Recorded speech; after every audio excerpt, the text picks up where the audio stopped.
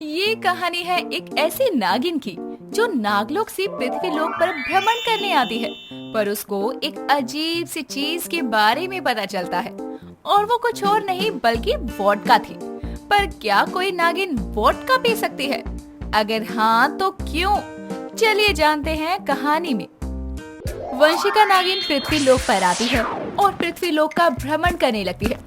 वो पृथ्वीलोक का भ्रमण कर ही रही थी कि तभी उसकी नजर एक औरत पर जाती है, जहां वो देखती है कि वो औरत रोड पर अपने पति के पास बैठकर रो रही है और उसका पति रोड पर गिरा हुआ है। ये देखकर नागिन वंशिका उसके पास जाती है और उसे बोलती है, बहना क्या हुआ? तुम इस तरह से अश्रु क्यों बहा रही हो? और ये आदमी कौन है? अब क्या बताऊं बहन, ये मेरा मर्द जहर पी पी कर खुद की तो जिंदगी बर्बाद कर ही रहा है, साथ ही अपने बीवी और बच्चों का भी भविष्य बर्बाद कर रहा है। जहर? ऐसा भी कौन सा जहर है जिससे जिंदगी बर्बाद होती है? हमने तो ऐसे किसी भी जहर के बारे में नहीं सुना। और अगर ऐसा जहर होता भी है तो क्या सच में उससे लोगों की जिंदगी बर्बाद होती है? जो भी हो, इस बारे में हमें यह औरत ही बताएगी। बहना, आपके पति ने ऐसा भी कौन सा जहर पी लिया है? क्या आप हमें उस जहर के बारे में कुछ बता सकती हैं? बहन, उस जहर का नाम मत ही पूछो तो ज्यादा अच्छा है। अगर मेरा बस चले ना तो मैं सरकार को आग लगाकर मार दूं। उनकी वजह से ही यहाँ भतेरे लोग उस जहर को पी पी कर मर रहे हैं। ना जाने कैसा मर्द लिखा है मेरी जिंदगी में। मैं तो परेशान हो चुकी हूँ। क्या ये मर चुका है? हाय दैया, मरे मेरे दुश्मन, मेरा पति क्यों मरेगा? पर दिक्कत तो ये है कि ये जहर पी रहा है। अगर ये जहर पी रहा है तो ये जिंदा कैसे है? इंसान तो एक बार जहर पीकर ही मर जाता है ना? हाँ, मर जाता है, पर वो असली वाला जहर पीने से मरता है, ना कि वोडका पीने से। मेरा पति वोडका और दारू पीता है। वोडका? ये वोडका क्या है? अरे बहन, मैं तुझे समझा नहीं सकती। तो एक काम कर, तुम्हें मर्द को उठाने में मदद कर दे। उसकी बात को सुनकर वंशिका अपनी आंखें बंद कर जैसे ही नागिन रूप लेने जाती है, तभी वो सोचते हुए खुद से बोलती है, नहीं वंशिका, तू नागिन नहीं बन सकती है। अगर तू नागिन बनेगी तो इसको तेरी असलियत का पता चल जाएगा। और अगर इसको ये पता चल गया कि तू एक नागिन है तो कहीं ऐसा ना हो कि तेरे लिए ही कोई मुसीबत खड़ी हो जाए। अब क्या था, वंशिका अब इंसानी रूप में ही उस औरत की मदद करती है और उसके पति को अपने कंधे का सहारा देकर उसके घर पहुंचाती है। उसको उसके घर पहुंचाने के बाद वंशिका बाहर आती है और खुद से बोलती है, आखिर ऐसा कौन सा जहर है जिससे जिंदगी बर्बाद हो जाती है? साथ ही वो जहर से मरता भी नहीं है। इस जहर के बारे में हमें पता लगाना पड़ेगा, पर कैसे? हाँ, आइडिया। क्यों ना हम अपनी इंद्रियों का उपयोग करें। हाँ, यही उचित रहेगा। इतना बोलकर वंशिका अपनी आंखें बंद करती है और सभी जहरों को देखती है, पर वोडका नाम जैसा कोई जहर का बोतल और जहर का पेड़ उसे नजर नहीं आता।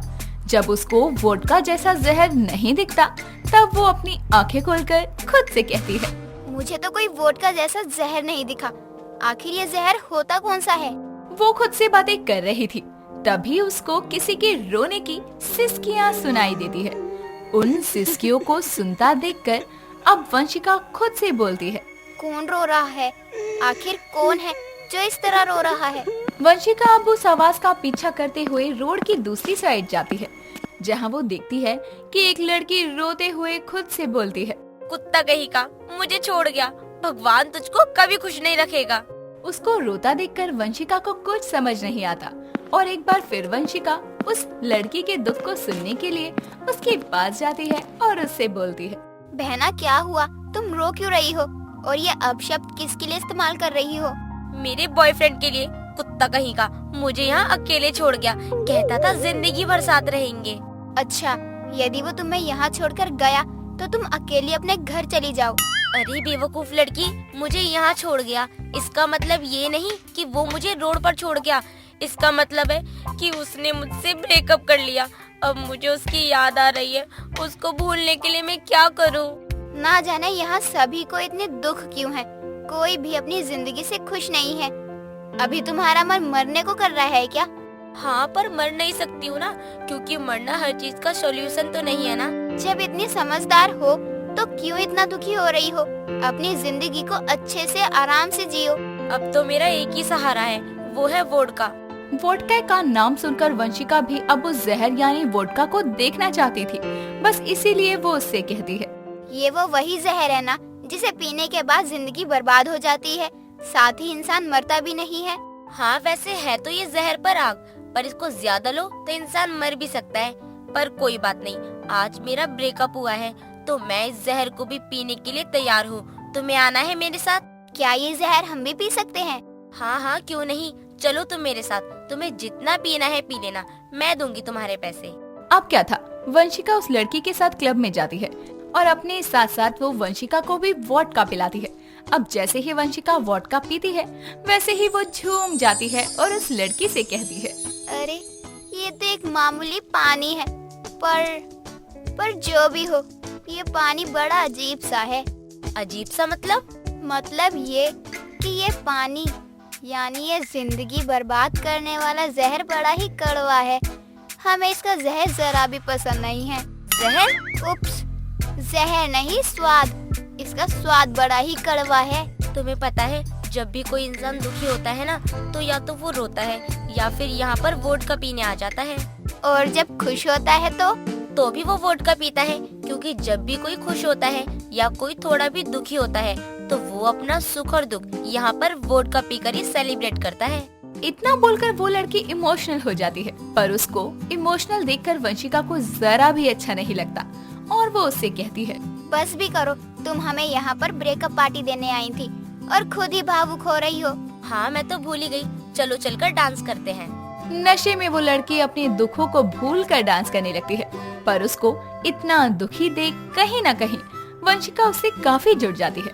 इसी तरह काफी रात हो जाती है और अब क्लब बंद होने का समय हो जाता है, पर वंशिका ने इतनी ज्यादा पी ली थी कि वो खुद को संभाल नहीं पाती। क्लब के बंद होने की वजह से अब सब अपने घर जा चुके थे। अगर क्लब में कोई बचा था तो वो थी वंशिका और वो लड़की। वो दोनों बैठकर वोडका पी रहे थे। तभी वहाँ का वेटर आता है और उस लड़की से कहता है, मैडम क्लब बंद करने का समय हो चुका है, प्लीज अब आप अपने घर जाइए। क्या बोल रहे हो तुम? क्या तुम ये नहीं जानते कि अभी हम यहाँ बैठकर वोडका पी रहे हैं? जाओ अभी यहाँ से, हमें परेशान न करो। पर मैडम अगर हमने क्लब बंद नहीं किया तो हमारी जॉब भी जा सकती है। अगर तुम यहाँ से नहीं गए ना तो हम तुम्हें अभी ढस लेंगे। तुम जानते नहीं हो हम कौन हैं। इतना बोलकर वंशिका की आंखें अपने आप लाल हो जाती है और उसकी लाल आंखों को देखकर वेटर डर जाता है। तो वहीं वो लड़की उसको आंखें देखती है और उसको ये समझते देर नहीं लगती कि वो कोई मामूली इंसान नहीं है, पर उस समय वो कुछ नहीं बोलती और जैसे तैसे उसको समझाकर क्लब के बाहर ले आती है और उसको बाहर से नींबू पानी पिलाती है, जिसके बाद उसका नशा थोड़ा कम होता है और नशा कम होने के बाद वो उससे सवाल करती है, तुम कोई मामूली लड़की नहीं, बताओ कौन हो तुम? हम एक मामूली लड़की ही हैं। तुम कैसी बहकी सी बातें कर रही हो? नहीं, मैंने तुम्हारी आंखें देखी थी, तुम कोई मामूली लड़की नहीं हो। हाँ मैं कोई मामूली लड़की नहीं हूँ, बल्कि मैं एक इच्छाधारी नागिन हूँ। देख लो ये मेरा असली रूप है। अगर तुम एक नागिन हो तो तुम यहाँ क्या कर रही हो? मतलब? हाँ मैं समझ गई, पर मैं तुम्हें बता दूं कि मैं अपने नागलोक से यहाँ बस भ्रमण करने आई थी। पर जब मैं यहाँ आई तो मैंने देखा कि एक औरत अपने पति से काफी दुखी है। मैंने उसकी मदद करी। उसके बाद मुझे यहाँ के जिंदगी बर्बाद करने वाले जहर के बारे में पता चला। मैं उसको काफी ढूंढ रही थी। फिर मेरी मुलाकात तुमसे हुई और जब मैंने तुम्हें देखा तो मुझे यहाँ के बारे में ये सब पता चला कि यहाँ पर हर कोई कितना दुखी है और तुम अपने दुखों को भूलने के लिए यहाँ वही जहर पी रही हो।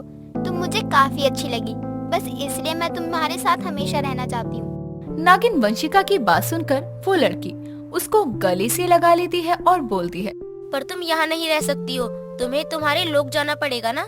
हाँ मैं जानती हूँ, मुझे जाना है, पर मैं यहाँ हमेशा तुमसे मिलने आया करूँगी, क्योंकि यहाँ आकर मुझे वो जिंदगी बर्बाद करने वाला जहर भी तो पीना है। और हाँ, जब भी तुम्हें मेरी जरूरत हो तब तुम मुझे बुला सकती हो। इतना बोलकर वो नागिन अपनी शक्तियों से एक नाग लॉकेट को उत्पन्न करती है और उसके गले में वो लॉकेट पहना देती है, जिसके बाद वो उसको गले लगाकर अपने नागलोक चली जाती है। इसी तरह से समय गुजरता है और अब जब भी वंशिका को जिंदगी बर्बाद करने वाला उर्फ वोडका जहर पीना होता तो वो पृथ्वी लोक आ जाती।